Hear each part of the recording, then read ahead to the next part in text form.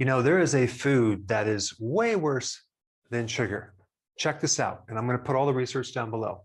This is a chart showing all of the factors that can shorten your life, okay? That can cause you dying, okay? And so at the very top of the list, we have severe obesity can increase your risk of dying by 93%, okay? Then we have heavy smoking, all right, 80%. And then look what we have right here, vegetable oils, 62%.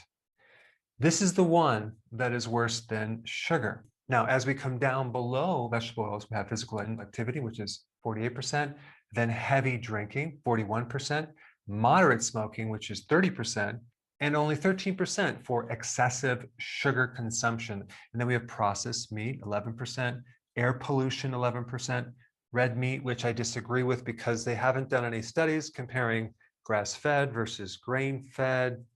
And then sodium, which is 3%, which they haven't probably also compared relative ratios of potassium, okay? But I just wanted to show you this chart so you can see where vegetable oils are in relationship to everything else. An average person in America consumes 80 grams of vegetable oils. Now, vegetable oils sound really great. It's oil from vegetables. I mean, there's not a lot of oil in vegetables, and that's why it's really not vegetable oil.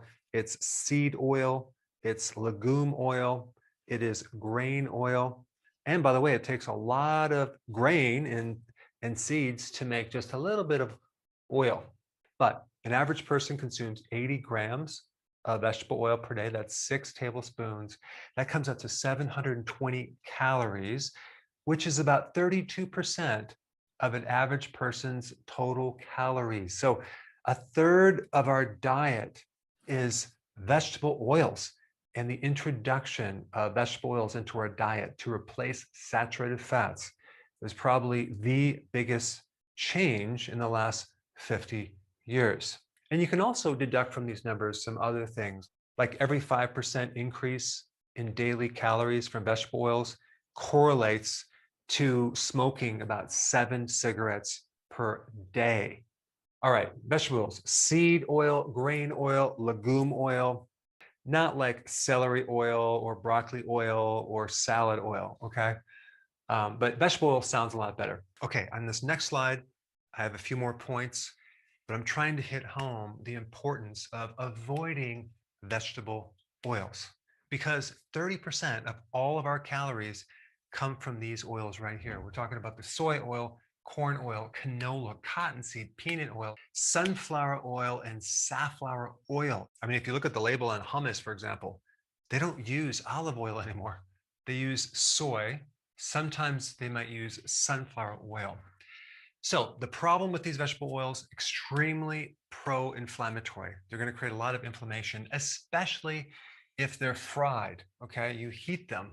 So you go to the restaurant, you get some hors d'oeuvres, they're usually fried with either corn oil, canola, or soy oil. And so restaurants are the biggest culprit. I can't tell you how many times I go to a restaurant and I leave just not feeling very good. Like I might have like this weird symptom in the back of my throat. I feel bloated. So you really don't know what you're always getting when you actually go out to dinner. So just make sure you read the labels, ask the waiter or waitress, what type of oils do you use, okay? And just order basic things that you know they're not going to put the oil in, because these things add up. 30% of the population in the US consume fast food on a daily basis. So you can only imagine how much omega-6 that's accumulating in their body and what it's doing to the arteries, what it's doing to the pancreas, what it's doing to their brain. In one interesting study, which I'll put down below, there was an increase by 62% death rate of all-cause mortality compared to consuming saturated fats. So there's been a huge push to get everyone away from saturated fats to the unsaturated fats, which is a huge, huge mistake. Saturated fats are very, very stable. With cooking, they can withstand high heats. You don't have the oxidation, the creating of the free radicals when you use saturated fats, especially when you're frying foods. And I didn't even talk about reheating at restaurants. Like, how often do you think they change the oil?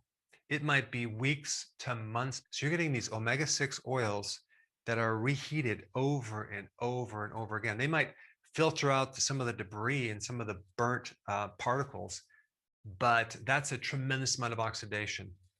All right, next point. Only severe obesity and heavy smoking are more deadly than vegetable oils on the chart. I mean, that just blows my mind. I mean, sugar, if we compare it to vegetable oils, it's not even in the same ballpark as far as what vegetable oils do to the body.